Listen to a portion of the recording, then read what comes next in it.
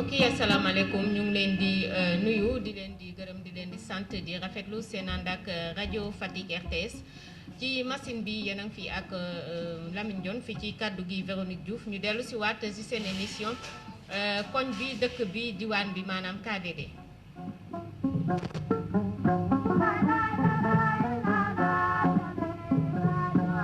KDD mbokk yi ñu nekk ci suñu 3e numéro di dalal nag ki nga xam ne tey moom mooy maire bu commune bu Tataguine dinañu waxtaanee lépp lu jëm ci li nga xam ne noonu lay saytu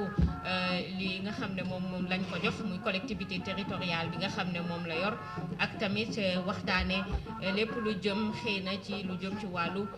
politique bi nga xam ne mu ngi ci yëngu Déthié Diouf ñu ngi lay nuyu di la dalal ci RTS Fatick. Véronique ñu ngi lay fay. di lay nuyu itam di nuyu auditeurs Fatick moom yëpp ñu déglu ci région bi ak aussi ginnaaw région bi Sénégal yëpp ak auditeurs aussi di nuyu sama population waa commune bu Tataguine ak aussi département Fatick yëpp. jërëjëf monsieur le maire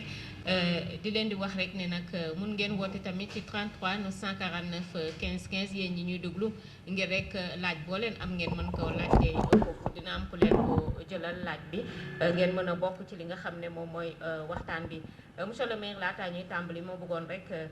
nga wax askan bi Déthié moom mooy kan. Déthié mooy benn citoyen bu nekk commune Tataguine jàngee école Mbétit Nguy jóge foofu ñëw fi ñu doon wax CS Ndofène jóge CS Ndofène dem fu ñu après Coumba Ndofène bi ñu amee bac dem université jóge université dugg ci njàngale mi ci atu 1996 def ci li bugg a mot fukki at ak juróom yoo xam ne ma nekkoon directeur d'école fi ñuy wax Mbédab jóge foofu ñëw ci lycée Tataguine nekk foofu intendant 2009 ñu dugg ci comité rural bu Tataguine nekk fa premier adjoint au président du conseil rural bu Tataguine 2014 ñu jël commune Tataguine nekk fa premier maire diggante bi tam am na yeneen école de formation yoo xam ne dem nañ fa def fa ay njàng ba yàlla def ci mbaaxam fu ñu nekk nii yor na ñaari master benn mu ngi dem ci wàllu développement beneen bi aussi dem ci wàllu finance donc mën nañu wax daal ne citoyen bu nekk ci commune Tataguine boo xam ne jaar-jaaram yaatu na yaatuwul mais ñu ngi sant yàlla. léegi ci fan yi ñu génn ki nga xam ne moom mooy njiitu réew mi son excellence le président Macky Sall tàbb benn gouvernement bu bees gouvernement boobu tey yow ban jàngat nga ci am ak noo ko gisee. li ñu war def mooy d'abord sant yàlla. bi nga xam ne may nañu réew moo xam ne démocratie am na fi président aussi moom la yoon wax mu am sañ-sañ tàbb nit yi ci wàllu poste mu dem ñi nga xam ne dañ nekk ay civil mais aussi ñi nekk ay militaire moom la constitution may mu mën leen a tàbb jaaxal weesu moom rek lañu fal donc bu jëlee réew mi toog ba jamono mu xalaat ne war nañ gën a baral liggéey bi mu am ñi fi nekkoon mu jëlaat ñi leen dugal leen li ñu am daal mooy am ci yaakaar parce que nit ki jiitu nekk chef de l'État président xam nañ ne yéene bu mu am pour Sénégal loolu rek moo ko soxal moo tax man li ma ci xalaat mooy am naa ci yaakaar parce que loolu rek moo ko soxal te ñi mu tab aussi ay Sénégal lañu ku ci ne aussi dafa am ci yow confiance d'abord am ci yow aussi xalaat ne am nga compétence yi mën a tax politique bu muy doxal ci réew mi bu la dénkee benn bànqaas da nga ko mën a doxal. monsieur le maire mu ngi doon sax tontu muy rek président gouvernement bu bees bi nga xam ne tàbb na ko ci fan yi ñu génn nu mu ko gisee ak nu mu ko jàngatee monsieur le maire. mooy am ci yaakaar. li tax ma am ci yaakaar du dara lu dul ki nga xam ne moo leen tab ni ko réew mi ñoree ak aussi li mu fi jot a liggéey ak fi nga xam ne foofu la bëgg a yóbbu réew mi. moo tax ma am yaakaar ne ñu mu jot a tab ñu nekk ay sénégalais am seen xam-xam mu wóolu leen ñu war a liggéey askan bi am naa yaakaar ne liñ ci séentu yàlla mën nañ jàppale ba rëccu du ci am. leneen la mooy dañu toll ci jamono boo xam ne ku ne dafa bëgg a fal ou bien ku ne daa bëgg ñu tab ko alors que dama yaakaar ne ministre bu ñu ko jëlee askan bi yëpp lay liggéeyal président dafa am ay ministre bu ne mu am lu mu ko dénk lim la dénk boo koy liggéey nekkul loo xam ne sa gox ou bien sa bopp moo tax mu dénk la ko dénk pour Sénégal gépp donc ñëpp ngay liggéeyal te ku fa nekk aussi da ngay jàppee noonu comme sa bopp rek ne boo fa nekkoon bu ko defee réew mi comme mënuñ koo seddoo képp kuñ ci dénk cër pour nga war a mën a liggéey dañu la war a jàppale encouragé la moom nag comme moom la yoon may ci constitution mu am sañ-sañ fal folli yaakaar naa képp ku ñu mën a jël ñëpp dañu war ci war a ànd pour au moins accompagner ko parce que bu dul lenn mooy ki nga xam ne mu ñun ñëpp ñu ñëw dajaloo fal ko muy président moom kese lañ fa ñi des moom la yoonu jox droit décret buy jox nii décret ba mu yàgg mu xool ne kii kat li ma ko santoon jombul doxal na ko mais am na keneen koo xam ne aussi mën na continuer liggéey bi naa ko jël mu continuer liggéey bi. léegi Idrissa Seck mi nga xam ne nag moo remplacé Mimi Touré noo gisee loolu. loolu li ma ci xalaat mooy xam nga président dama yaakaar ne nit yi li ñu war a jiital nekkul question parti. intérêt dëkk bi la ñu war a gën a jiital. nit fu mu mën a bokk mu nekk ci opposition bi mu nekk ci pouvoir bu fekkee ne dëkk bee la ñor waxuma nag ay fal ak ay privilège mais bu fekkee ne dëkk bee la ñor foo mën a jógee bu fekkee ne président on la pour ngeen liggéey réew mi te ngeen jotee waxtaan ba déggoo ki bokkul ci parti buñ ko ooyee daa war a ñëw mais ku bokk ci benn parti aussi daa war a ñëw parce que nekkul ne bu ma jiitul rek du ma liggéey boo xasee nekk Sénégalais am loo xam ne Sénégal daf ko def ci yow da nga war a fexe foo mën a féete nga liggéey askan bi donc man gisuma ci benn jafe-jafe keneen ku nekkuloon ci parti sax président bu ko oon da ko war a fekk parce que loolu aussi sens la que nga président xool la ci Sénégalais ni ñu toll ne la ñëwal liggéey ci ñun mu am parti mu ñëkk am parti te nag Idrissa nañu waxante dëgg ku xam état la jaar na ci xam na nan lay état di doxee moo tax ñu yaakaar ne bu ñëwee ci président jombul am na loo xam ne mën na ko yokkal ñun nag nekk APR am na ay ñoo xam ne gisewuñ noonu mais man daal sama gis-gis mooy li am solo mooy réew mi nit mën na bokk ñun parti bi président jox ko te pourtant ni mu war a liggéeyee mu des keneen aussi nekk koo xam ne bokkul ci parti bi ou bien mu am politique sax mais am xam-xam bi am aussi xarañte bi ak yéene bi président jël ko mu def ay résultats donc pour man dëgg-dëgg awma ci observation boo xam ne dafa négative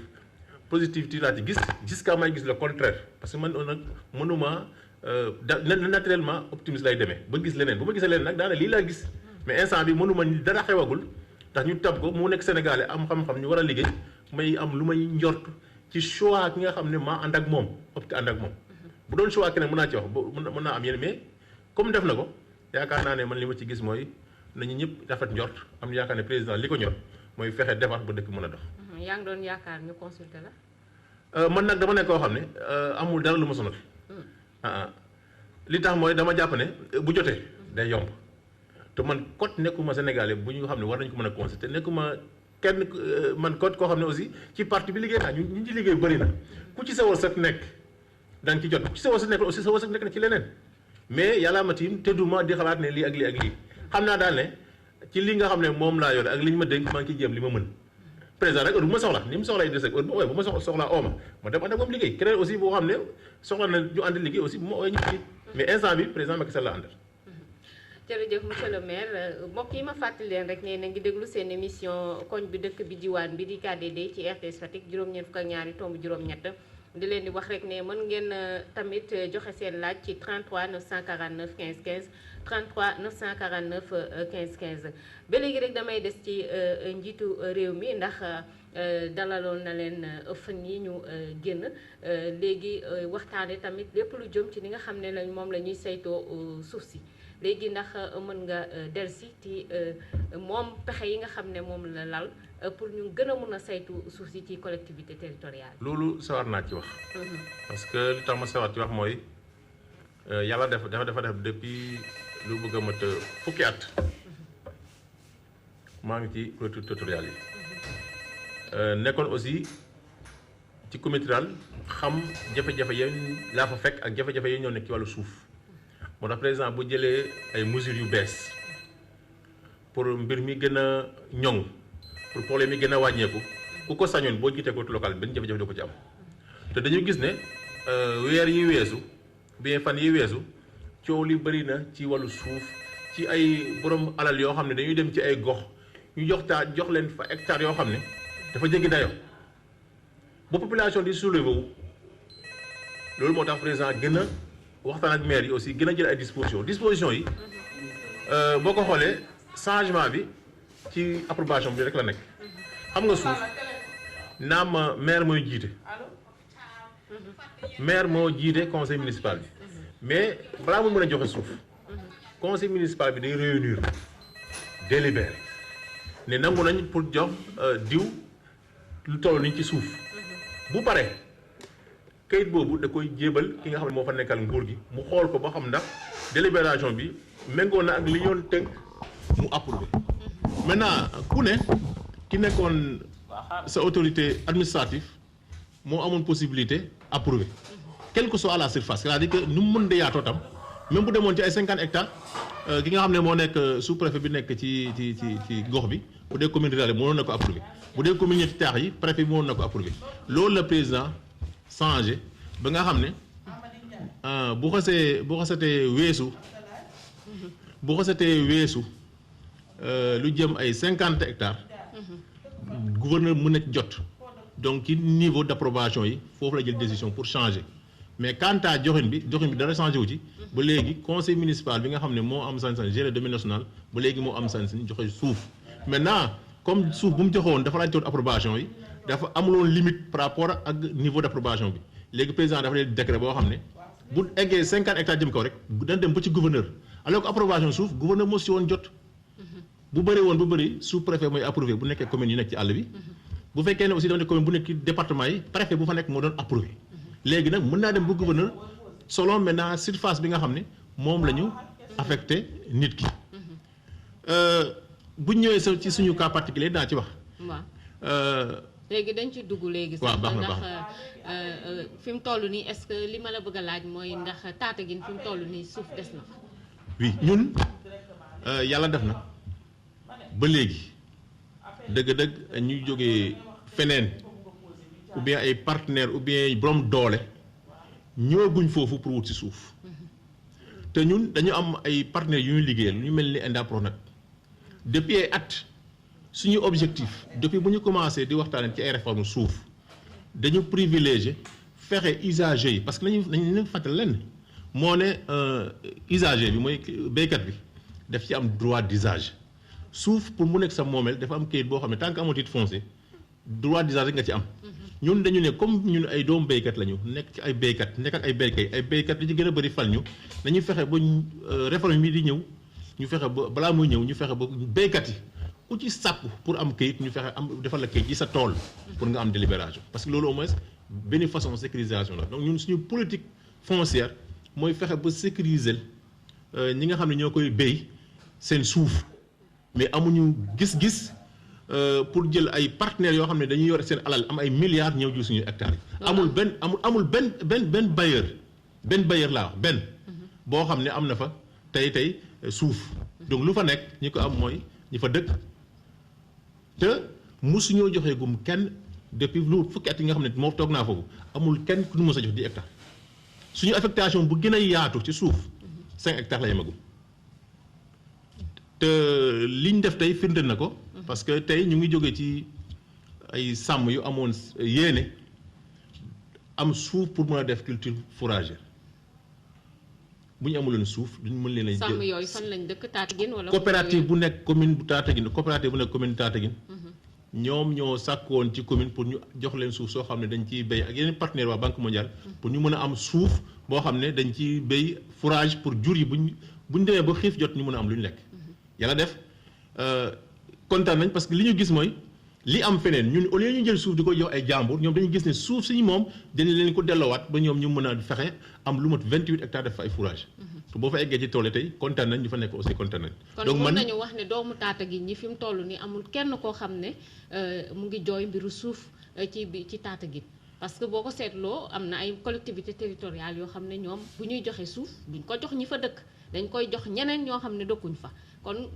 mën a déggee ci sa biir tontu li nga bëgg a wax ne doomu Tataguine ñi amul kenn koo xam ne mën na wax ne laaj naa suuf te joxuñ ma. non xam nga mënuma wax ne amul kenn koo xam ne laaj naa suuf te joxuñ ma. boo laajee li nga war a laaj. ak maanaam ñaata. par exemple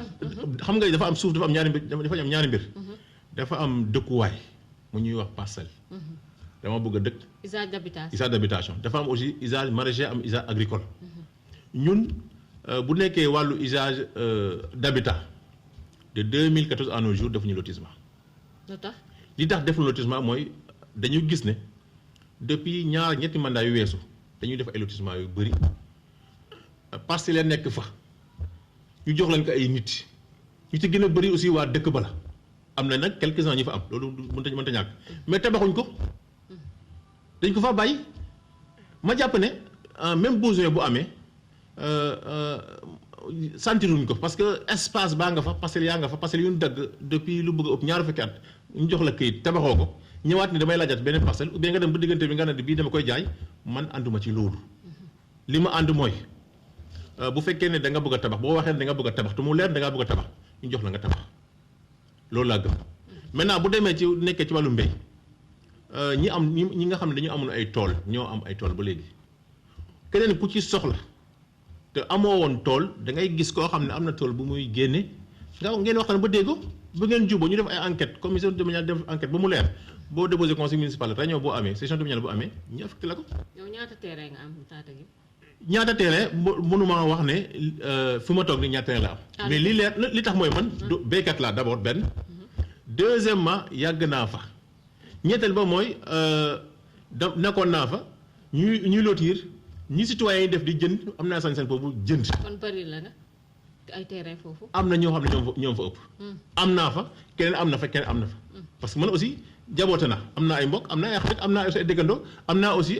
ñoo xam ne dañuy soxla ma di leen di jàppale. mais nit nag du dëkk ci lu weesu ci benn kër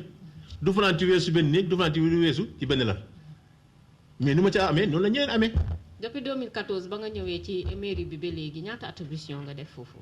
mënuma xam exactement mais li leer mooy attribution yi def boobu ba léegi de 2014 à nos jours. mooy attribution yi dem ci wàllu usage agricole verger ou bien koo xam ne dafa am terrain jox ko nit ñu koy muter loolu am na mais quant à affectation boo xam ne commune bi moo ko def mu nekk affectation yu bees yoo xam ne c'est lié à un lotissement complet amuñ ko parce que li ñu war a xam dam mooy bi ñu nekkee comité daal mën nga def loo xam ne ay alignement la ñu toléré la ko mais boo demee ba nekk commune pour nga am lotissement bu valable ministre moo ko war a autoriser dafa am procédure donc li ñu toléré woon comité rural yi duñ ko toléré léegi les communes moo tax man du ma dugg ci loo xam ne méngoowul ak li yoon bëgg mais ci wàllu ñi nga xam ne dañu am seen verger bëgg a kayit ou bien am seen tool bëgg ñu sécuriser leen ko liñ ci def bëri na mais ki moom mbiram lañ fexe parce que bu amul kayit bu amee coow du am ci lu mu sukkandiku maintenant réforme bu amee bu fekkee déjà mu am délibération bu fekkee ne su bay lañ jàpp bu yóbboo kayitam kades mën na avancer bu fekkee ne aussi dafa bëgg titre foncier tant que amul délibération conseil municipal mënul avancer donc da ciy béy rek mais du ci am benn kayit boo xam ne mën na fexe ba moom mu am titre bu ko mën a tax mu ne lii maa ko moom yoon jox na ma ko ou bien mu soxla aussi garantie ci benn banque ou bien benn mutuelle pour mën ko faa yóbbu aussi am garantie parce que suuf si aussi alal la nit warul mën a ne am naa ay 25 hectares ou bien 10 hectares ou bien 5 hectares aussi nekk na da nga àndul loolu ñun mënuñ ko jàpp mais bu amul kayit aussi amul garantie bu mën a permettre yow nga dem ci banque yi pour au moins jël ci loolu garantie pour mën a dem liggéey. collectivité territoriale bu Tataguine amul litige foncier. am nos jours gisuma benn litige bu fa nekk. man laa wax man gisuma ko. amul yàlla aussi def na problème bu fa mos a am diggante ñaari nit ci mbaaxu yàlla réglé nañ ko te eggul siège parce que yàlla daf ñu natu de 2009 à nos jours lépp loo xam ne dem na ci wàllu foncier dénkoon nañ ma ko bi may nekk adjoint yore coordonné commission yi. commission domaniale yaa ko yoroon. coordonné commission yi yëpp maa doon coordonné. donc ku ci amoon problème ci mën nga doon jëm mu réglé ko mais yàlla wërsëgal nañu ba ci 10 ans yi amuñu benn problème boo xam ne dafa dem ci siège conseil municipal conseil toog pour délibérer ci. mos am bu ci am bu ñi concerné bu ñu leen convoqué waxtaan ak ñoom ki ci am dëgg ñu ne la yow yaa am dëgg ku ci amul dëgg ñu ne yow amoo dëgg. parce que mbir mi li ko waral mooy nit ki am dëgg nga bañ ko bëgg a jox dëgg ou bien nit ki amul dëgg nga bëgg ko jox dëgg loolu mooy indi erreur mais bu fekkee ñaar nit dañu am problème ñu am ñaar tool yoo xam ne dañu dend ñu werante ci fii la yem ak fii la yem loolu bu amee bu nit ci ñëwee nga def enquête dem ci dëkk ba def ay renseignement boo amee information yëpp boo leen convoqué kiy jàpp dëgg nga ne ko yow yaa jàpp dëgg ku jàpp dëgg nga ne jàppoo dëgg bu ko defee aussi ku ne xam ne dëgg-dëgg benn su lu jëm ci mbiru saytu suuf affectation ak désaffectation ñoom ñoo ànd est-ce que amul ñoo xam ne jël ngeen suuf si ñoom jox ko ñeneen loolu mosuñ ko def heure bu ñu désaffecté suuf dafa nekk intérêt public parce que xam nga suuf dafa xaw a compliqué li tax mu compliqué mooy affectation bi yomb na mais désaffectation bi yombul amul tax yombul. texte yi dafa desee leer. xam nga boo waxee ne pour nga désaffecter il faut nit ki jox ci article yi bi nga koy jox dans un délai de 18 mois bu fekkee ne defoo fa dara sans mise en valeur. 18 mois mën nga ko def mais mise en valeur dafa xaw a yaatu parce que boo fa demee def fa benn garab def nga fa mise en valeur. boo fa defee benn néeg def nga fa mise en valeur donc côté boobu dafa war a gën a leer pour aussi au moins ñoo xam ne lii moo war a motiver désaffectation maintenant bu nekkee nag utilité publique. je donne un exemple précis boo xam ne def nañ ko deful ay weer am na place boo xam ne dañ ko affecté woon pour complexe commercial. bonne place. mu ngi benn espace bu xaw a jàkkaarloo station bi. waaw ñu affecté ñu depuis comité rural ñu délibéré woon pour am yéene def fa complexe commercial mu ànd ak fromagerie ànd ak aussi. kan ngeen ko affecté woon benn promoteur. non dañ ko réservé woon. dañ ko réservé woon. affecté ko aussi pour utilité publique mooy def compliance commercial ay cantine ak yooyu. loo xam ne day méngoo ak infrastructure ne côté boobu. bi ñu demee ba bëgg a tabax am yéene am brigade gendarmerie mais poste gendarmerie conseil municipal dafa réunir désaffecté ko affecté ko waat ko pour utilité publique pour ñu mën faa def benn poste gendarmerie. commencé woon nañ sax liggéey bi ay muur ak yooyu léegi la tabax parce que dañu gisoon ne yoon bi nekk na axe boo xam ne bëri na ay accident ak aussi temps en temps aussi dafa amoon ñoo xam ne seen yéene moo ne woon di def loo xam ne jagul ci bitik yeeg yooyu ñu bëggoon ñu amoon yéene def fa dara en attendant nguur gi di ñëw. loolu def nañ ko mais à part ça désaffectation nekkul loo xam ne c'est très fréquent dans les communes. mooy ci mooy ci feneen loolu ku la wax ne bëri na ay cas bëriwu ci. parce que aussi boo ne dama koy jël ci diw pour joxaat ko diw. boo moytuwul motif bi tax nga jël ko ci diw boo demee ci diw aussi loolu koy nekkat jël naa ko ci Samba parce que Samba tabaxul nga jox ko Waly te xam nga ndax Waly dina tabax parce que dama bëgg a tabax dafa yomb mais li am solo bëgg a tabax tax tabax mais bu nekkee loo xam ne ñëpp a ko bokk askan bi yëpp bokk boo ko jëlee du am coow mais boo ko jëlee ci Samba jox ko Demba te xamoo ndax Demba kan moo tane parce que ku ne rek yeneen la lay wax ak waxam loolu mën na indi ay jafe-jafe moo tax désaffectation bi texte bi dafa xaw a desee leer par rapport ak mise en valeur bi te loolu moo war a mën a taxal nga jël ko bien yeneen yoo xam ne da nga wax ne lii ngay def leneen. 33 949 15 15 ngeen bokk ci waxtaan bi seeni laaj ngeen laaj ko maire bu Tataguine tey moom la ñu dalal ci seen émission koñ bi dëkk bi diwaan bi di KDD bu ñu waxee dëkkuwaay monsieur le maire dafa ànd ak li nga xam ne moom mooy ndox ànd ak tamit cet hygiène assainissement. léegi si lu jëm ci wàllu hydraulique lan nga jot a liggéey ci commune bi. loolu si war nañ cee wax. ndax dafa bëri. en tout cas sant nañ yàlla parce que xam nañ ne bi ñuy jël commune bi wàllu ndox bokkoon na ci suñu priorité. bokkoon na ci suñu priorité te aussi amoon nañ ay gox yoo xam ne dañu amoon jafe-jafe ndox.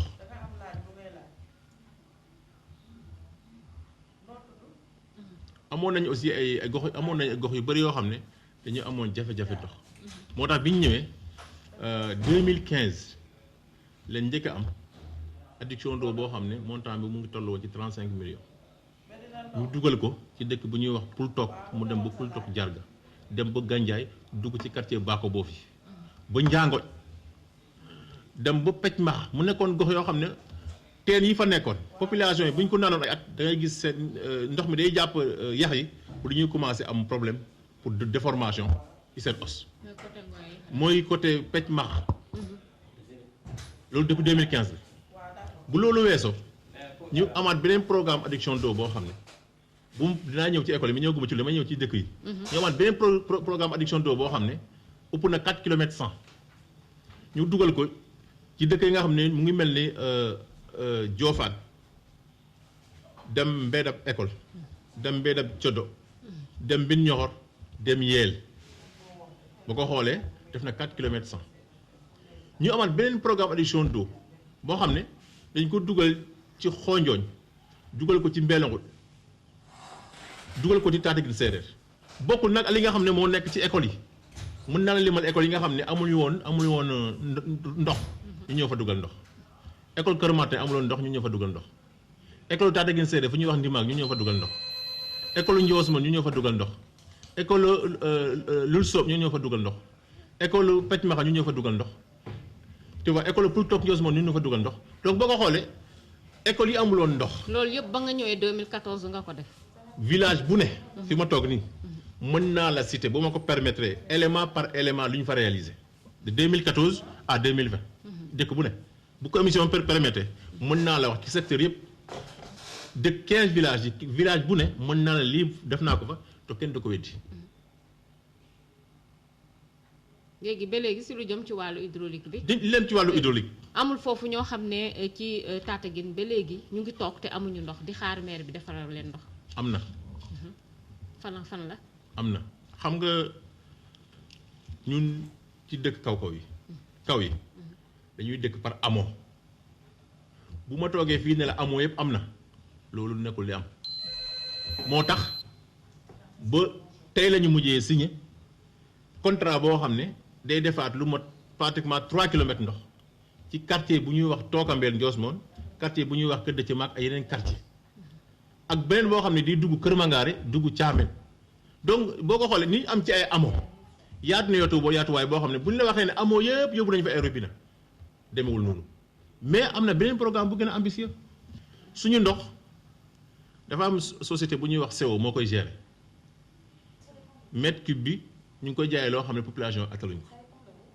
boo bëggee branché ndox 5 mètres rek da nga fay lu mot 75 000 am nañ ci programme 390 branchement ñeenti téeméeri ménage yoo xam ne dina la branché ci fan yi di ñëw boo ko xayma xaalis boobu ay xupp na téeméeri million di dem ku ci ne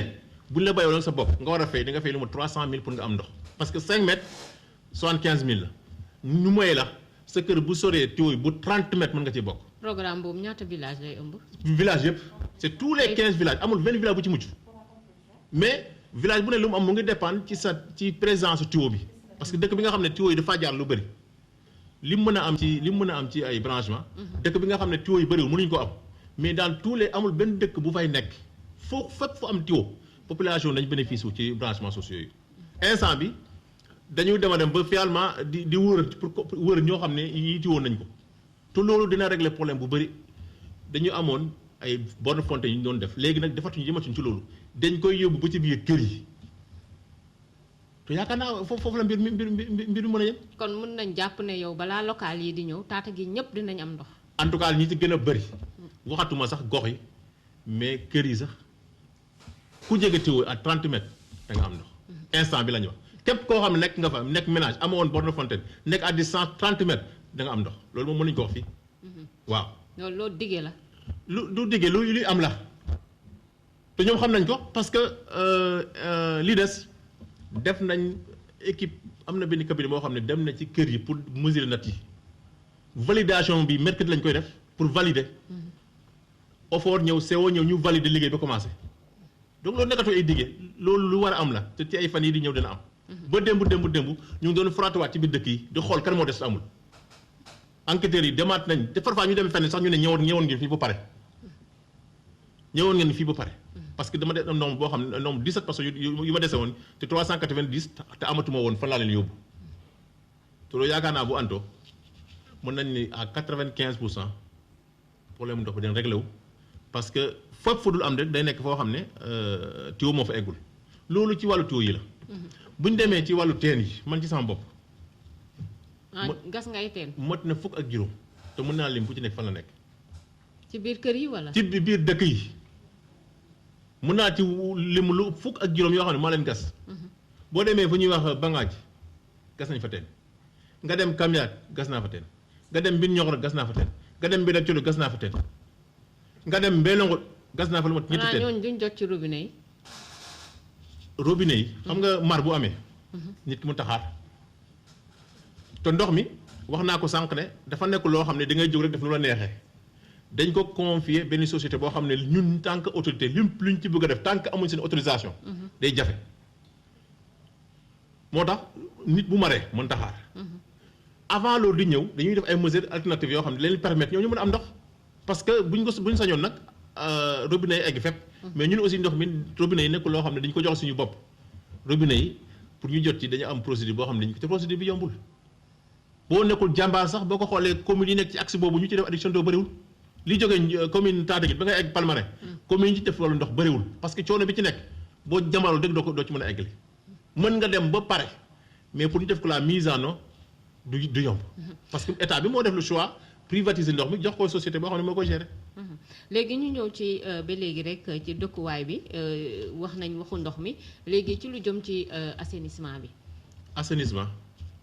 li ma ci mën a wax mooy am na ñaari partenaire yoo xam ne dañ ciy jàppale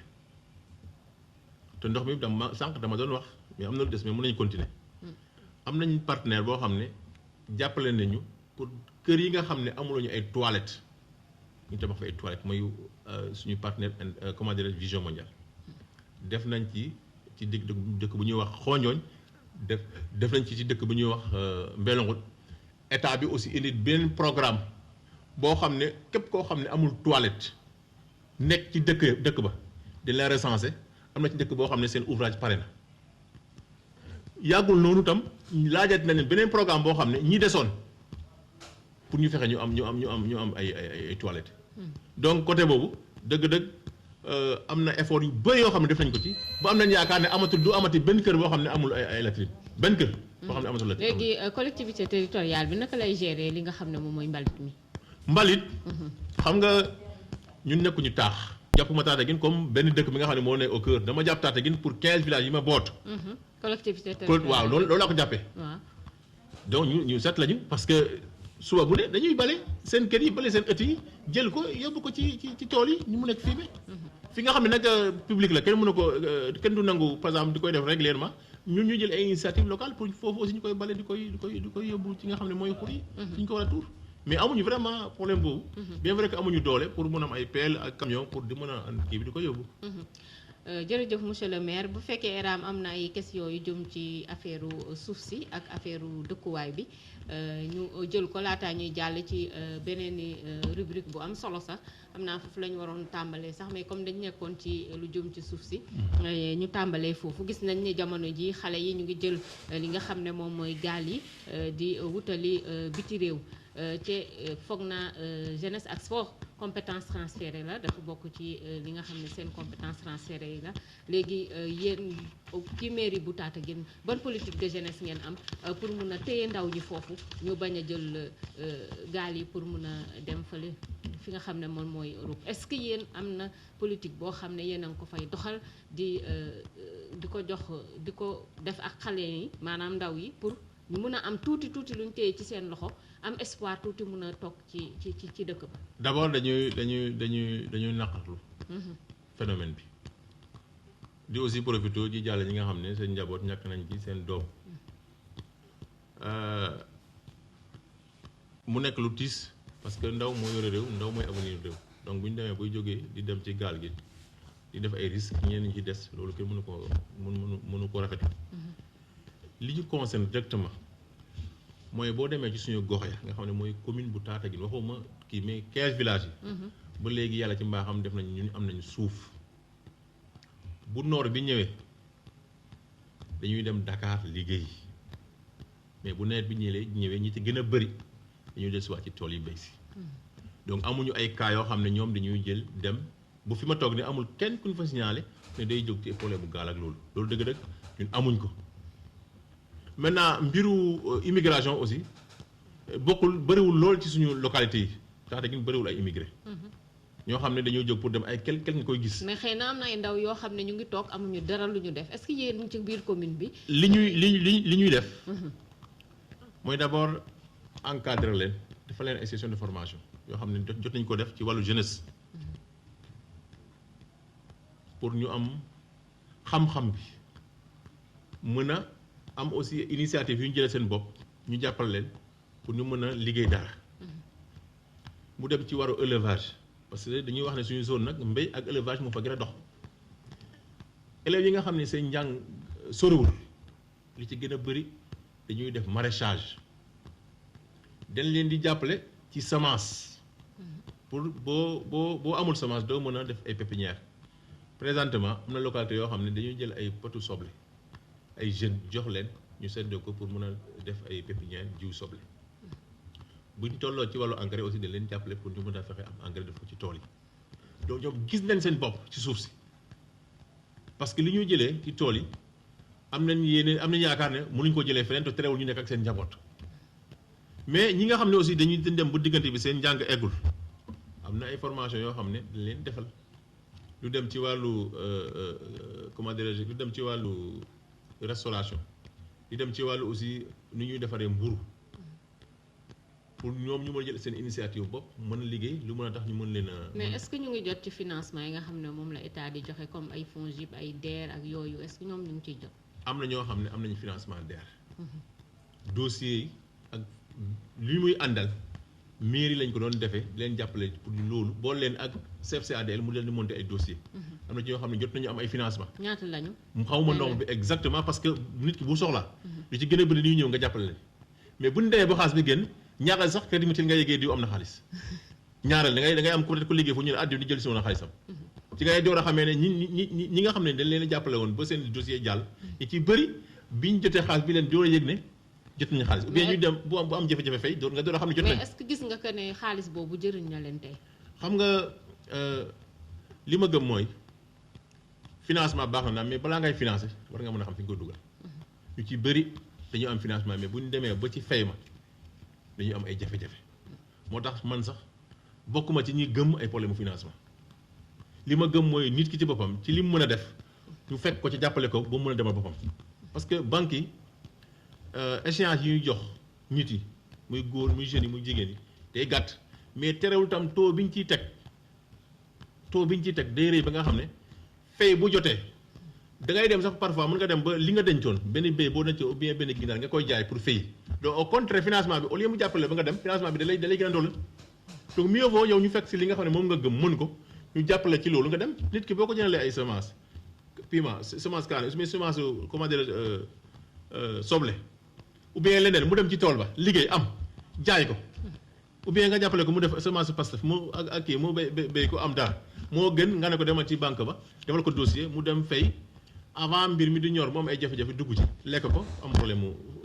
pour mën ko fay. ñëw comme ci parti au pouvoir nga nekk APR est-ce que amul ay xale yoo xam ne jot nga leen utal liggéey ñu génn dem Tataguine liggéey Dakar. non man loolu defuma ko. ci lii ne sama compétence. amul ñu koy ñëw di wut si yow te duñ ko am ay ndaw ñoo xam ne parce que loolu moo fi am ñi fi yor ay kii collectivité territoriale yëpp nekk ci parti bi da ngay gis xale yi dañuy dem naan leen dañoo bëgg a liggéey ñu utal leen liggéey Dakar wala feneen est-ce que yow amul ñuy ñëw di la solliciter loolu te amuñu ko. xam nga man d'habitude du ma nit ki buy liggéey moo tax heure bu ma gisee loo xam ne sotti na. damay oo kenn ci ñoom ne ko dugal fii jàpp ci lii. am na ñoo xam ne sax am nañu liggéey demul sax Dakar ñu ngi ci territoire bi parce que am na ay projets yu bëri ñuy liggéey dañuy soxla ay nit bu ma jëlee par exemple cas Vision Mondiale. li muy employé ci ay nit ci commune Tataguine mais nu mu tuuti mu ngi bëgg a jege 17 à 18 jeunes ils sont tous du territoire. te yaa ko lijjanti. seen contrat maa ko signé mun naa ne maa leen di jël parce que avant laa ko mujj renouvelé ku ma ci jëlul doo liggéey ak ñeneen ñoo xam ne ci yeneen programme lañ nekk ENDA ak feneen ñu ngi ci territoire bi di liggéey. quant à nag am possibilité par exemple jël di yóbbu ci ay société loolu amaguma sañ-sañ boobu amaguma possibilité boobu mais yéene naa ko. mais lépp loo xam ne buntu la bu génn boo xam ne amal na leen njëriñ ku ma ci gis nga yelloo ko dugal naa la ci. nga gis sa collègue moo jël kut fi mu toll nii xam naa kon parce que sa collègue maire la xam naa xamante ngeen maire Malicounda xam naa. di ngeen mën a waxtaan waaw xamante nañu xam naa ko ku baax la. xale yi xëy na ñu mën a. waaw xëy xale Tataguine xam naa ko xamante nañ ku baax la. te am nañu yaakaar ne confiance bi président am ci moom. ginnaaw bu ñu ko félicité aussi am nañu yaakaar ne dina ko eggale parce que ku dal la liggéeykat la aussi. te ku duñ ko jox n'importe qui. loolu am nañ ci yaakaar buñ ci amee possibilité aussi pour ñu jox ñeneen aussi ñu fexe employé ñu mën a dugal rek pour ñu liggéey. ba léegi rek mbokk yi ci seen émission KDD nekk émission bi nga xam ne day dalal tey maire bu Tataguine di Déthié Diouf koñ bi dëkk bi diwaan bi monsieur le maire ñu waxtaane lépp lu jëm aussi si li nga xam ne moom mooy njàng mi ak njàngale mi ndax compétence transférée la gaadoo leen tabax ay école mais di ngeen di joxe peut-être xëy na ay fourniture wala ngeen dimbale xale yi si lu jëm ci seen njàng ak seen njàng. man ñun dañuy tabax. yéen na ngeen di tabax école. te li ma ci tabax mën naa la ko wax léegi. tey mën naa ne commune Tataguine amul abri mën na dem nga vérifier. abri amul abri provisoire. amul abri provisoire. école yi am nañ mur de clôture. du ñëpp. mais suñu souci d'abord suñu préoccupation moo nekkoon d'abord bu abri amati bu mbaar amati. te 2014 ak 2020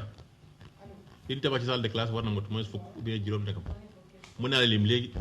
boo demee ci dëkk bu ñuy wax Kamyaak ñu ñëw fa tabax salle de classe nga dem fu ñuy wax Loul Sob ñëw fa tabax salle de classe tabax fa toilette yóbbu fa ndox nga dem Xonjooñ ñu ñëw fa tabax salle de classe nga dem Thiamène ñu ñëw fa tabax salle de classe yóbbu fa ndox nga dem Ngoy Ndofango ñu ñëw fa yóbbu ndox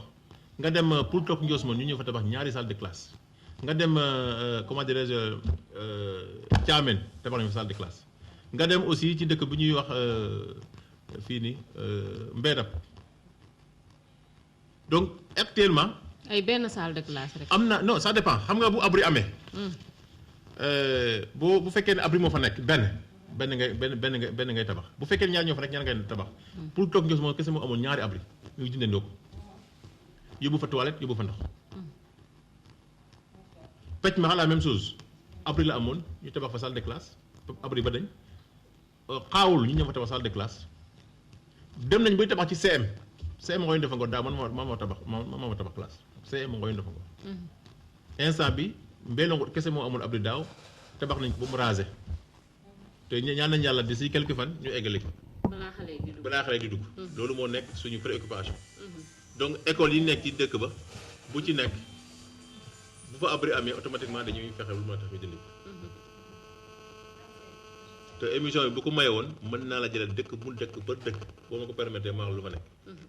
xam naa temps bi moo ñu koy may parce que xëy na nga lim dëkk yi nga xam ne rek peut-être xëy na ay dëkk benn rek ñu may la nga lim benn ndax tamit ci la bokk.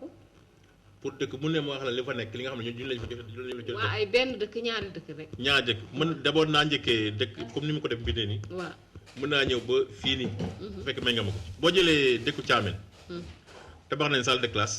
foofu yóbbu fa ndox. jàppale aussi groupement jigéen yi. nga ñëw dëkk bu ñuy wax Kamyaak tabax nañ fa salle de classe gas fa ay teen. nga ñëw dëkk bu ñuy wax Ndiosmone parce que bu ñuy wax bu léegi egguñu ci wërgu yaram bi te yaakaar naa secteur bu am solo kon baax na foofu tabax nañ fa poste de santé. def fa logement. tabax fa mur de clôture def fa adduction d'eau def fa ay toilettes tabax fa aussi yóbbu fa ndox aussi ci école élémentaire ba nga jël ci école bu ñuy wax Poul Took Ndiosmone dañu fa tabax ñaari salle de classe ci école ba tabax fa ay toilettes def fa adduction d'eau ci école ba def ko aussi ci dëkk ba fu ñuy wax Poul Took Mbine Kor Bouré yóbbu ko Gandiaye yóbbu ko Poul Took Ndiosmone nga ñëw ci dëkk bu ñuy wax Mbédap dañu faa tabax dañuy yóbbu ndox d'abord ci gox yi ñuy wax Diofane Mbaleem Mbédap école Mbédap Ceddo Mbine Ñoxor Yel tabax fa poste de santé logement mur de clôture ma jël fi nga xam ne nag mooy ndeyam mbili mooy fi nga xam ne mooy capital mu nee wax capital mooy chef lieu de commune parce que am na solo. Tataguine te bu coow amee bu leneen amee fa lay jóge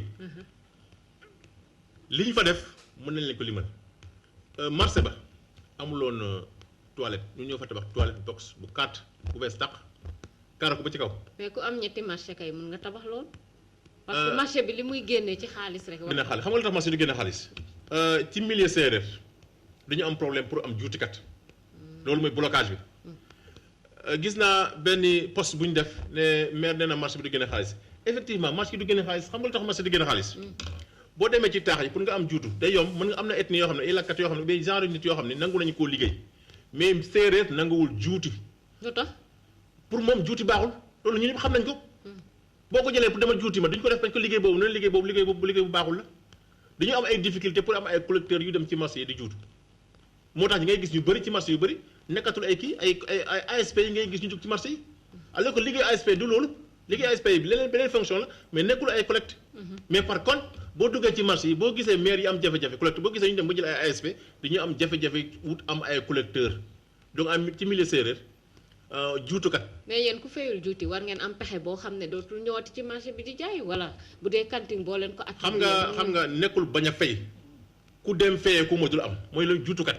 xam nga ñoom bu toogee. du ñëw fay non je me fais comprendre moo ne. moom du bàyyi maanaam kii dem di fay juutu bi nee na loolu dafa araam ci loolu ñoom milieu séeréer. nanguwul métier juutukat parce que dëkk bu ne dafa am culture am. li ñuy am ñetti marché yëpp marché bi du indi lu am solo li tax du indi moo am solo mooy amuñu ñoo xam ne dañ leen nekk recruter ñu nangu poste ya ñu nangu dem di fayee ko juuti ñëw di koy verser. mais yow amuloo possibilité nga recruter yeneen jeunes yu dëkkul Tataguine yoo xam ne peut-être xëy na duñu ay séeréer pour xam nga liggéeyu xaalis ki nga xam ne moo nekk collecteur mën naa ne agent la sax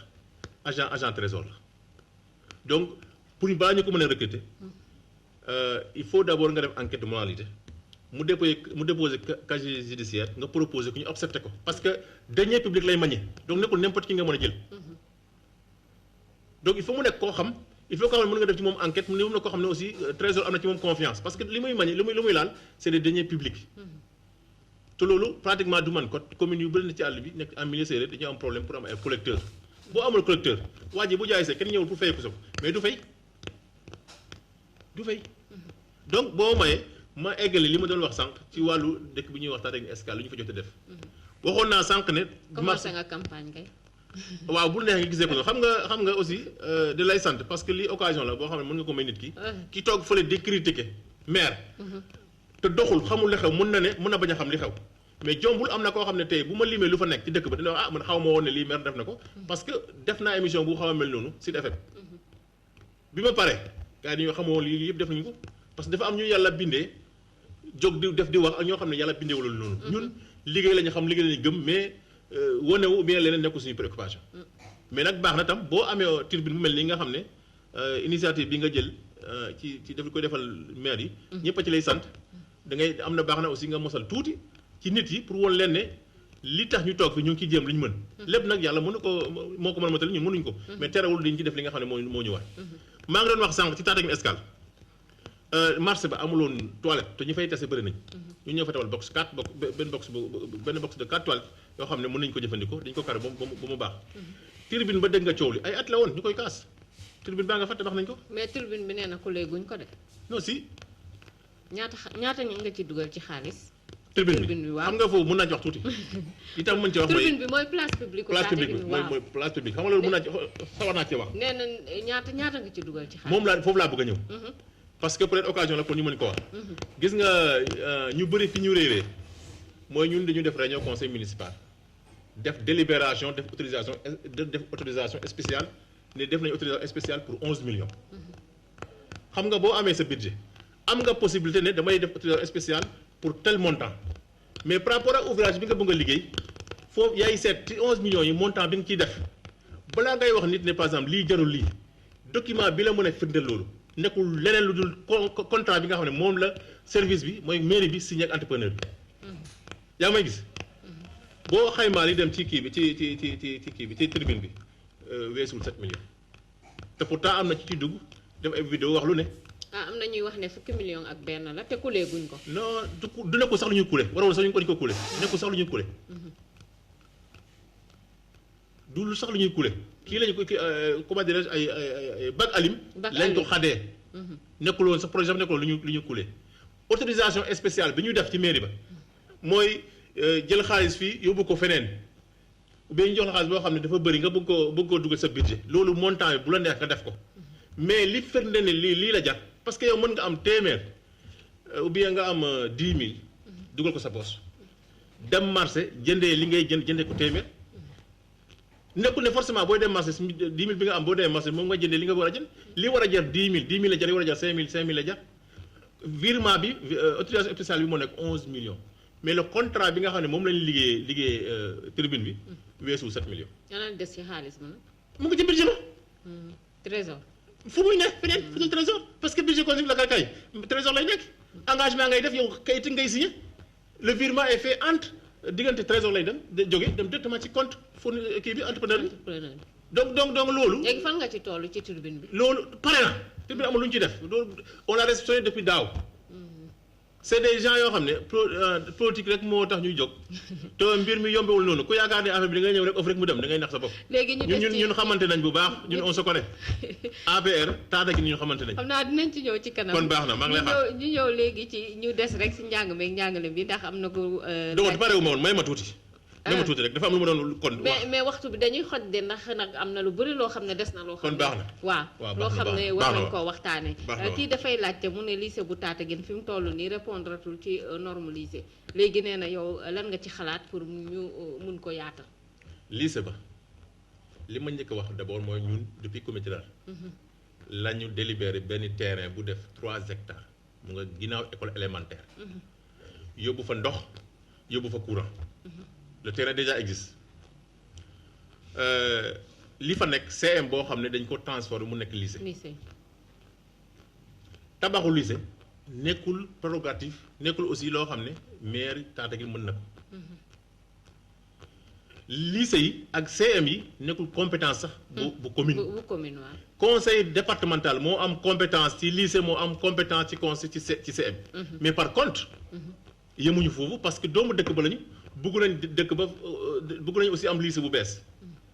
dama convoqué réunion mairie convoqué tous les partenaires nga xam ne du laal nañ ci école ma taxawal benn comité pour ñu xool nan lañ mën a def bu am lycée li may wax ñi ca bokk duñu ko weddi ma jël président ba jox ko koo xam ne mën nañ ne moo nekk président parent d'élève jël ñuy liggéey lycée jël ñoo xam ne ni sama cabinet ñu def délégation bind ay courrier dem ci autorités yi instant bi dem nañ ba am plan yi nga xam ne moo nekk plan yi nga xam ne ñooñu nekk ay plan conforme yoo xam ne bu ñu am lycée plan yi noonu la ñu war a mel li des nag dañuy wut ay partenaires d'abord parce que balaa ngay wax ne jàppale ma dafa war a fekk nga jàpp bu pare état bi ñu ngi ko koy ñaan parce que soxla la mais néanmoins aussi ñu ngi wut yeneen partenaires yoo xam ne fexe nañ dajale kayit yi ñu am pour déposer ko ci ñoom mais lycée bu dul nguur gi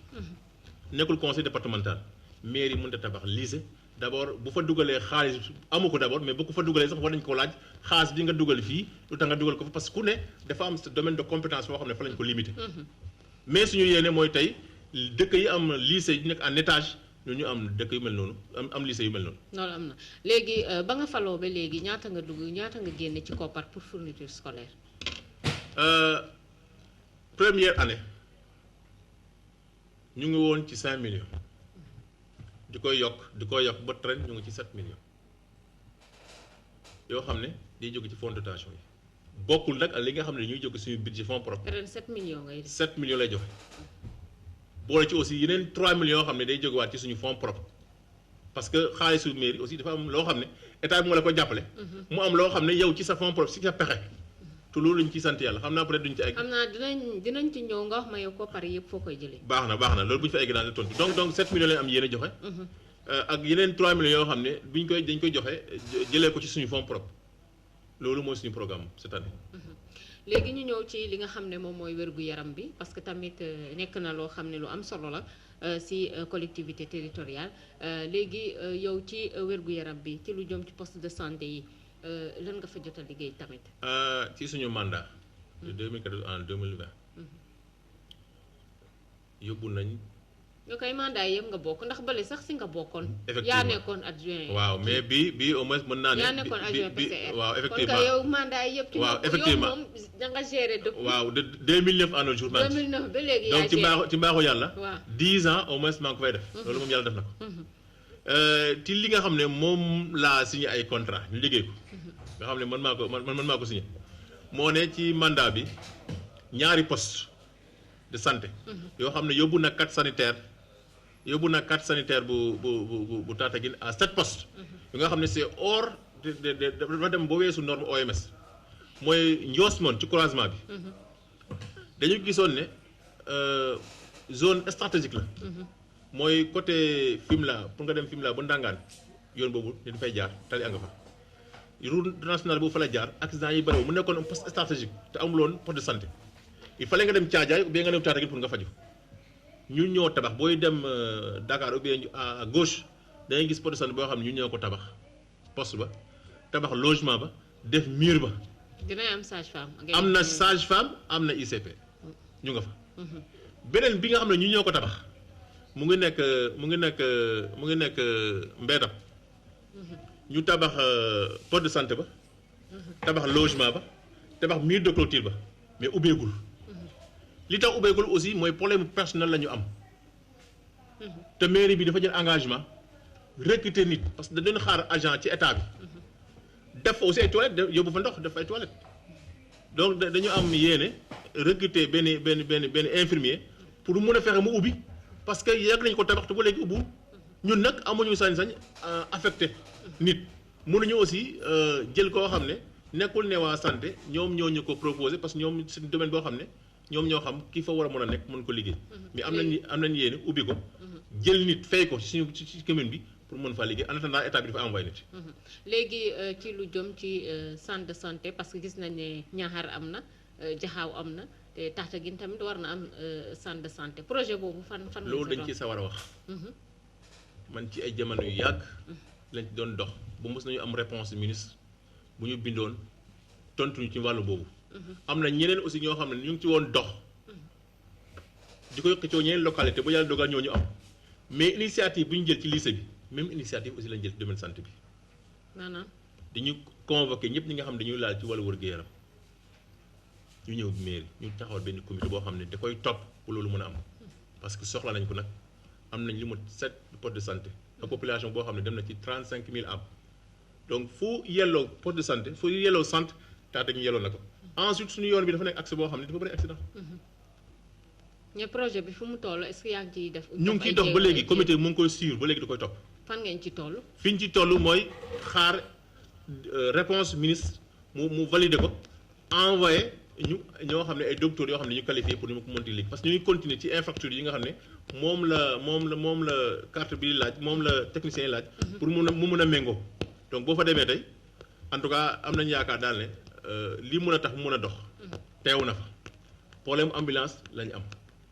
il faut ñu wax ko. ñu ñaan état bi aussi mu jàppale ñu ci loolu. ambulance bu fa nekkoon paan man maa ko mën a defar. xanaa yéen amu leen ay partenaires parce que coopération décentralisée tamit dafa bokk si. loolu am na solo mais depuis ay at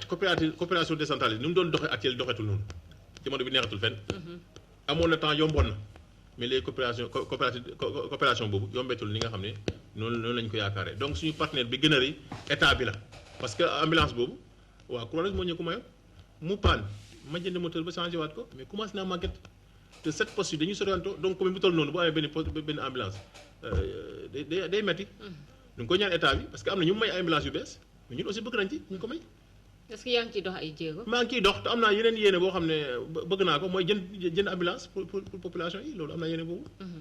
léegi wax nañ ci lu jëm ci wérgu yaram bi lu jëm ci hygiène assainissement ak lu jëm tamit ci li nga xam ne moom mooy njàng meek njàngale mi léegi yow koppar yi nga wax fii yëpp foo koy jëleen budget Tataguine nu mu toll ba nga mën a def loolu yëpp. loolu sawar naa ci wax xam nga mbir mi ay initiative kese la. mosuñu toog at boo xam ne dañuy dem ba au rouge mooy dem ba am problème salaire. te bu mu la waxee li ma am ci personnel dafa gëm te mosu ñoo toog ba am jafe-jafe parce que li may fay ci personnel commune yu bëri duñ ko fay. ñooy fay ci personnel. tu vois nu mu tuut war naa mën a am lu mot 10 agents yoo xam ne mairie moo leen di fay lu minimum 10 agents nu mu tuut te mosu ñoo toog bañ a am jafe-jafe pour mu leen a fay fi ñuy jëlee. mooy d'abord ñun bi ñu ñëwee dañuy recenser lépp loo xam ne day génn xaalis ñu ko recenser am fichier cantine bu fa nekk ñu xam ko ku yëngu ci wàllu coiffeur ñu xam ko ku yëngu ci wàllu njaay ñu xam ko recenser lépp boo xam ne voilà niche yi nga xam ne moo mën a gën a xaalis ñu jël ci wàllu minimum fiscal bi chaque année dañuy def recensement administratif organisé wu à telle sorte que dañuy jël benn commission dugal ko ci village yi mu recenser toutes les populations yi nga xam ne sont imposables. est-ce que ñu ngi fay ñu ngi fay. ñu ngi sant yàlla ñu ngi ci góorgóorlu bu baax a baax li tax ñu ci góorgóorlu mooy. système bi ñu taxawal moo tax ñuy fay amoon na temps amoon na jafe-jafe mais ñun système bi ñu taxawal d'abord ñun am nañ agent envoyé mais koo xam ne trésor moo ko jox ndigal pour muy récupérer xaalis du koy yóbbu foofu bu nekk agent envoyé agent envoyé boobu ñun bu ñu defee suñu recensement ba pare dañu élaborer ay fiches yoo xam ne kër gu ne xam nañ ñi nga xam ne ils sont imposables xam nañ ñi nga xam ne ils sont exemptés de minimum fiscal jaraaf yi nga xam ne ñoo am droit collecter loolu ku ci ne ñu confectionné ay carnet d'impôt yoo xam ne citoyen bu fayee ci fiche bi nga xam ne moom la fay impôt dañ ciy agrafé reçu bi nga xam ne jaraaf moo ko jox signé ko mu wane ne kii fay na jaraaf di indiwaat fiche boobu ak reçu bi mairie ñu enregistré ko ma compte signé ko donc citoyen da koy leer ne 600 bi ma jox jaraaf tel dëkk egg na commune ba parce que gis naa ci signature maire bi bu ko defee jaraaf bi jël xaalis bi versé ko agent envoyé bi yóbbu ko trésor te li indi woon jafe-jafe mooy citoyen bu fekkee ne dafa jox xaalisam te xamul xaalisam fan la dugg bi xamul ndax egg na da ci am tutu. yow sa budget at bu nekk ñaata la. en tout cas bu ñu commencé bu léegi amuñu budget boo xam ne motul 200 millions budget nag prévision la. environ 200 millions parce que ñun dañuy def ay. te 200 millions yi dañ koy am dañ ciy def budget réel. mooy du ñu def budget boo xam ne dañu leer ne lii mënuñ ko recourir parce que boo demee ba ci code administratif ba bu ñuy évaluer performance commune yi da lay lor. donc boo xamee ne par exemple ci rubrique bi lii laa fa mën a am def ko mu yem yaay bu yàlla dogalee mën nga ko recouvrer te boo ko recouvrer da lay permettre aussi yow keroog pourcentage bi nga mën ci am pourcentage. 200 millions yi ngay wax ni dañ koy am. lu ci bëri dañ koy am parce que am na ci loo xam ne ñu lay jóge mais am na ci am loo xam ne état moo ci jàppale. état bi dañuy jox ay fonds de dotation. du ñuy jox ay fonds de concours. ak aussi lu ñuy góorgóorlu pour amee ko suñu bopp parce que xaalis boobu dafa am ñaari pàcc. dafa am loo xam ne mënul dem ci lu ci investissement lii état joxe yépp lu ci c'est orienté fii la jëm bu nekkee fonds de dotation da lay wax ne lii éducation la jëm lii culture la jëm lii santé la jëm et cetera mënoo ko yóbbu futul foofu c'est impossible. mu jox la xaalis investissement mooy les fonds de concours uniquement sur investissement c'est-à-dire ce qui est visible concret foo nga ko mën dugal donc ci fonds de si sa fonds propre ci nga mën a defee yenn yi pour mën a def sa fonctionnement moo tax ku mu mën di doon nga yor commune mën nga bañ a bëri ay moyens mais à la kulli xaalis il faut nga def ay investissement parce que di lay jox loo xam ne te obligé nga def ay investissement. kon état moo leen di jàppale. état daf ñu jàppale si lu bëree bëri. ci ñu bëri état daf jàppale léegi dañuy ñëw ci li nga xam ne moom mooy kii Serigne Sène la. moom dafay laajte piste de production Tataguine Ngoye Ndofongor nee na depuis booba ba léegi moom daal da koy laajte. piste boobu ñu ngi ko tabaxoon ba ñu ngi ko defaroon ci jamono Pinir. waaw nee na lan moo possible lan nga ko def ci piste boobu pour mun koo réhabiliter parce que dafa yàqu woon nee na. piste boobu 2015 dañu am convention PPC PNDL boo xam ne 20 millions la woon pour mu aménager ko ba techniciens yi dem foofu pour mën ko defar diggante bi PNDL am problème pour ñu mën ko defar. te piste aussi ay pexe rek nga mën a wut ci état bi mais amul benn communauté bu la mën a wax ne mën na defar ay piste yu fi defar yëpp programme état la. non seulement bokkul suñu compétence mais amul doole boobu. mais ñun amoon nañ convention de financement boo signé woon ak PPC PNDL bu 20 millions pour mu aménager piste boobu. farañ ci toll ba léegi ñu ngi koy xaar mais terewul jóge naa fii dem gis le directeur du PNDL Mamadou Thiaw nga xam ne mooy PNDL bureau ñu waxtaan ci. pour ñu mën ñu jàppale mën ñu defaraat piste boobu mu egg parce que piste boobu ko xoolee ci temps PNDL ci temps Pinir fi mu waroon egg yëpp eggu fa ni ñu ko waroon liggéey yëpp liggéeyuñu ko fa xaalis bi jàdd feneen ci wàllu projet mais dafa waroon dem ba kam yaa continuer dem ba génn fi nga xam ne yëpp ne dafa laal commune bi mais instant bi fi mu taxawoon foofu la taxaw ba léegi mu nekk nag soxla boo xam ne suñu soxla la mais am nañu yéene continuer démarche yi pour mën a fexe defar ko parce que day permettre population yi mën a dem ñu mën a transporter aussi bagage yi nga xam ne moom la ñuy béy di gox yi pour ñu mën ko yóbbu ci yeneen gox. nga ko laaju Serigne Sène la woon léegi dañuy ñëw nag ci gestion li nga xam ne moom mooy commune bi. ñu ngi ci sax ba léegi mais ci conseil municipal bi. yow 2019 yow yaa nekkoon premier yow yaa nekkoon.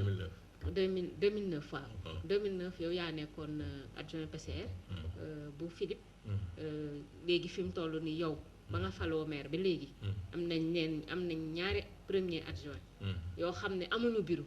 ne na ñoom pour ñu ñëw sax am fu ñu toog sax problème la ndax yow yaa tëj bureau yi téye caabi yi. yooyu lan leeral nga ciy andi. li ma mën a leeral mooy bu waxee ne dañu tëj bureau téye caabi yi. loolu amul suñu comité rural yi bâtiment bi ñu am nekkul hôtel de ville digne de nom. bâtiment yi fi nekkoon ci jamono comité la ñu continuer def ko hôtel de ville bureau yu fa nekk bu ñu jëlee. GZ bi mu fi nekk tabaxalu leen kii. non bâtiment yi ñu am. mooy comme bu jurub bi. waaw boobu laa wax loolu c'est bâtiment comité la. configuration bâtiment comité la mais nekkul hôtel de ville boo xam ne dafa répondre aux critères bi nga xam ne moom la commune war a am. waaw ñi am commune. am bâtiment commune xam nañ leen. bureau yi ba ci kaw la ba ci suuf. mooy ñan. bon les anciennes communes parce que ñun nañuy fàttaliku ne 2014 rek lañu doon nekk ay communes. waaw mais quand même li ñu leen defaral moom am na ay bureau yoo xam non am na ay bureau foofu laay ñëw gis nga foofu ni ñu ko liggéeyee. ni ñu ko liggéeyee. salle délibération la am. benn am bureau président. yaa ngi may gis moo ci topp. am bureau secrétaire. yaa ngi may dégg am bureau gestionnaire am état civil yaa ma dégg loolu moo fa nekk maintenant lu tax amuñu bureau xam nga loo gis dañ ko jëlee ci commencement ba man ci 2009 amul benn vice président bu ko mos a am. waaw nee nañ lépp yaa doon gérer. mosul am xamul tax ñun bi ñuy ñëw dafa fekkoon ñi nga xam ne ñoo gagné woon ñu koy oo Benno Siggil Sénégal bi ñu gagné dañu amoon ñett candidat kenn ñoom amul majorité ñun ñu demal suñu liste bopp dekkal ngor boobu sax affaire am nga moo tax léegi daa neex rek jamono boobu ñii wax ñii kenn ci ñoom nekk leen conseil liste bi sama loxo bi maa ko bind li ci gën a bëri ma jël sama ala def pour ñu mën a dem bi ñu demee waxtaan ak Benno Siggil Sénégal ñu ne ñu yéen moom benn rek ngeen mën a leen dugalal ñu fippu demal suñu bopp dem ak dekkal ngor boobu affaire sax amul demal suñu liste dekkal ngor yàlla ci mbaaxam def ñu am 7 conseils bi ñu amee 7 conseils candidat yi nekk Benno Siggil Sall bëri ñu ànd ak Philippe yaa dogal mu jàll bi ñu jàllee bi mu jàllee ñu ne ko ñun pour ñun aussi dañuy premier poste bi ñun ñoo koy jël ñu déggoo ci loolu bi ñu ñëwee le vendredi 10 avril bi ñu yëkkatee loxo si 46 conseillers nekkoon ci salle bi 43 yëpp man la ñu voté kenn voté ak man kenn loolu nekk loo xam ne c'est inédit ñu jàll mu ne day xaaj liggéey bi ci ñaari cër lii mu jox ko kenn lii mu jox ma ko ci li ma joxoon moo wane ci sama njàmbaarte wane ci sama loyauté bu toll ne foo xam ne ñu bëri yaakaar ne man may borom kër gi te pouvoir conseil municipal pouvoir maire dafa mën a jël cër seet ku mu wóolu mu ànd ak moom mu confier ko ñaari critère moo tax nit di confier nit. kon ñëw wóolu woo sa ñaari xaaral ma pare rek damay ñëw ñaari critère moo tax nit mën a confier mooy benn d'abord. il faut d'abord nit ki nga wóolu ko. deuxièmement il faut nit ki d'abord nga am ci moom mu am compétence. kon ñoom daal compétence xaaral ma pare ñaar yooyu moo tax nga confier nit. waaw maintenant bu fekkee ne dañu bokk liste. nga seet koo xam ne moom moo la gënal nga ànd ak moom keneen seet ko gënal mu ànd ak moom.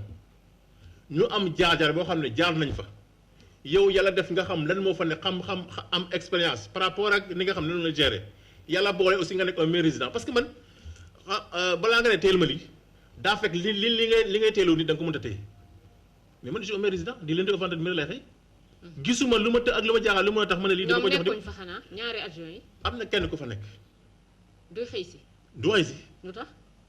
bon loolu moom mën ma ci dugg parce que du yow bureau bi nga ko joxul moo tax. non bureau bi bu fa nekk premier adjoint wala deuxième. non xam nga liggéeyu mairie. nekkul uniquement bureau. parce que boo ñëwee bureau te amaloo fa liggéey doo la jëriñ dara.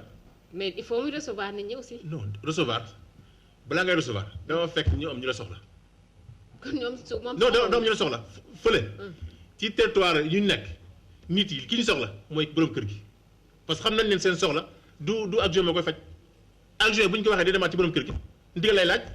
balaa ngay dem nag ci surga dama directement ci borom kër ga nga fa dama ci borom kër gi nga ne ko sama soxla lii la. waaw mais am na ñoo xam ne xëy na mun nañ ñëw xam premier adjoint bi jaar ci moom avant muy ñuy. man dama amul intermédiaire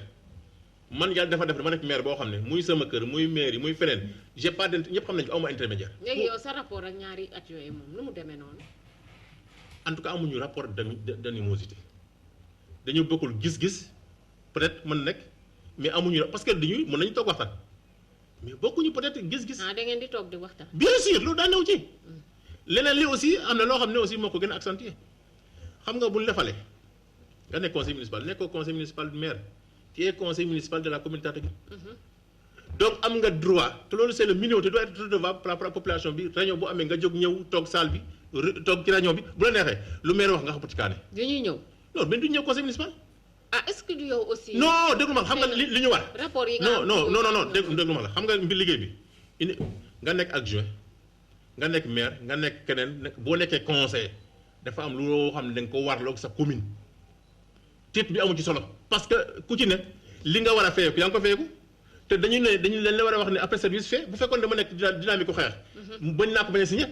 te duñu feyeeku te du mujj fekk te ku ci ne weer bu ne nga feyeeku te yaa ngi toog fii ci ne nga toog te duñu ñëw. ñu ñëw après service fait li ngay signé pour mu fayeeku ñu ngi fayeeku mais li leer mooy man gisuma lu ma të ci liggéey bi lu mun a tax may jël dara di koy jox nit te critères yi nga xam ne gisuma ko ci moom ma jox ko loolu nekk. nekkuma maire boo xam ne dafa nekk Dakar pour ñu gis ko day të pour mu signé kay day të bu fu ma nekk nii man. monsieur le maire yow est-ce que toog nga ak sa ñaari adjoint yi waxtaan ak ñoom pour ngeen mën a bokk liggéey bi est-ce que loolu am na. yaakaar naa weesu nañ foofu. bu ñu toogee lu mat juróom-benni at. mbir mi di dox. te yow bokkoo ca. xam nga ne kooku mën naa doxal sax nga bokk ci. donc yaakaar naa loolu commencement la ba loolu nekk mais bu fekkee ne yow li ngay wut mooy bu la li nga xalaat mooy peut-être bu ma defee nii nit ki du am li mu bëgg. te kooku déjà nekk koo xam ne dugal na loxoom ci mbir mi ba xam mbir mi nu muy doxee. nekkul ku fi nekkul absence am kenn gisu ko ndax mu ngi fi gisaguñu lu ñu mën a tax vraiment ñu jóg di ne dañuy def lii dañuy continuer doon continuer parce que gisuñ ci lu ñu yàqal te am nañ yaakaar ne population yi ñu ngi ñëw di wax seen soxla ñu ciy faj li ñu mën li ñu mënul ñu bañ ko mën a ñu ko mënuñ ko kenn ñëw bu fa dama bëgg gis maire mu të. léegi yow est-ce que réalisation yi nga def yëpp ñu ngi ko defal waa APR la wala. non population Tataguine non réalisation bu ñu ko def parce que nee nañ ku farul ak yow rek yow. non man relation yi ma am ak ñi bokkul ak sama parti sax moo gën a tax. actuellement relation yi ma am ak ñi nga xam ne yeneen parti lañu bokk moo gën a tax. def Tataguine Escale. moom ki laa nekkoon nga dagg ma loolu mën naa ci dellusiwaat. boo ma mayee ma dellusiwaat ci. waxtu bi mayuñu ko. waaw loolu la. waa Tataguine Escale ñoom nee nañ moom. pratiquement comme faruñ ak yow rek defaloo leen. non déglu ma wax la waxul ne am na ñu farul ak man mais am na ñu far ak man dañu waxante dëgg. waaw loolu la de nee nañ ñi farul ak yow. doo leen di defaral. loolu amul. nee nañ daal yow ñi far ak yow daal. non loolu am xam nga ku ne dafa am ne ku la sàkke ñun sàkke wuñu di defal nit di wax. mais buñ doon wax li ñu doon defal nit yi bien ñu koy génne. nit dina taxaw fenn wax ñu ne ko li ngay wax amul. mënoo dëkk ci dëkk yàlla def nga am fi teraanga bien avant ngay nekk foofu te du defal kenn loolu mënta nekk. léegi xam naa waxtu bi li si des bëreetul. local yi di ñëw ndax di nga présenté wu. bu ñu yàlla mayee ñu fekkee ko jàmm yàlla xam nga liy ñëw moom yàlla rek moo ko xam. mais yàlla bu ñu mayee bu ñu fekkee ko jàmm li nga xam ne moom la ñu commencé ci am yéen eggale ko parce que am na volet yoo xam ne ba léegi waxuñ ci. wala courant waxuñ ci. te am nañ dëkk yoo xam ne def buñ juddoo dëkk yoo xam ne buñ leen créé ba léegi mosuñoo gis lamp ñu fa yóbbu ay lamp. yaakaar naa man nekkuma jotuma ci mais jotuma ci parce que dafa am commune yi ñu prévoir au début ci premier lot bi mais yaakaar naa ne président am na yéene communes yi amuloon yëpp ñu am bu yàlla dogalee ñu fekkee ko jàmm li ñuy commencé woon ak population bi pour seen njëriñ incha allah am nañ yéene laajaat pour continuer ko yàlla nag mooy joxe. mooy brigade gendarmerie bi xam na. ak leneen non bëri na ñun sama objectif. à moyen et long terme mooy fépp fu war a am ndox ci commune Tataguine am ndox amoo bu jegee lampe yi bu jegee réseau bi mu am courant fépp fu war a école war a nekk fa ku war a faju donc man sama ambition pour Tataguine mënuma ko amul app moo tax dama ciy nekk boo yàlla jeexal ko ma xam ne jeexal na ko ma dem liggéey ko ci beneen côté parce que boo ko jeexal ci côté beneen côté bii ma liggéey ko beneen côté. kan mooy sa adversaire. adversaire man nag mën naa jàpp ne daal taxaw na pour jàmmarloog yow ci local yi di ñëw pour jël. xam nga ku ne dafa nekk ci parti ak ñoo xam ne peut-être ñoo bokk parti jamono bu jotee ci lay mën a ràññee ne kii sama adversaire ubbi ne ko sama kon ràññeegoo kenn. gis naa ay nit. ñan la. non du ma ne fii den diw ak diw la mais am na daal ñoo xam ne ñu ngi ci sama parti. am na ñoo xam ne ñu ngi ñeneen parti parce que boo gisee politique métti ñëpp bëgg a falu. te ñëpp duñu falu. te man nag ci mbaaxu yàlla def na fa 10 ans donc yàlla lépp lu mu defati aussi maa ngi koy sant. te am naa yaakaar ne ku yaakaar noonu la yombee da ngay nax sa bopp parce que kiy def nag boo ko def kiy wax. ku deful kenn du wax ci moom. jërëjëf am naa baat bu mujj laataa ñuy tëj li nga xam ne. sant la bu baax. sant la bu baax. RTS tamit mu ngi lay sant aussi waa RTS. ak techniciens yëpp parce que lii lu baax la. lenn rek lañu bëggoon bu fekkee ne mën nañu ko gën a yaatal ñu gën ko yaatal pour au moins ñu am jot mën a gën a waxtaan ci réalisation ak leneen. di sant aussi ñu doon déglu di aussi baalu bu fekkee ne ci wax ji xam nga séeréer buy làkk olof moom. ak mën na ko waxee nu mu dul noonu ou bien mu juum bu fekkee ne ci wax ji am na loo xam ne dëng na ñu ngi koy déglu mais nekk woon suñu yéene. li ñu bëggoon rek mooy leeral participer aussi ci suñu rajo au moins ñoo xam ne maire yi fi nekk ñu ngi góorgóorlu te ni ma koy defee en tant que maire Tataguine noonu la maire département bi yëpp da koy defee ku fi am nekk maire am nga yéene am liggéeyal askan bi moo tax nga ne fa amul benn maire bu liggéey maire yëppay liggéey. jërëjëf kon nag mbokk yi mu nekkoon seen émission KDD ci RTS Fatick 92.8 koñ bi dëkk bi diwaan bi ñu dalaloon fii maire bu Tataguine di Déthié Diouf Déthié ñu koy gërëm bu baax a baax di ko sant di gërëm tamit suñu technicien du jour Lamine Dione Julie Mandiami mi ñu toogaloon ci téléphone bi ak Eram Diagne di leen di gërëm bu baax a baax di leen di wax ne nag émission bi bu soobee yàlla dinañ ko mën a dégluwaat samedi ci ñeenti waxtu bu jotee fii ci RTS Fatick juróom-ñeent fukk ak ñaari tomb juróom-ñett jërë ngeen jëf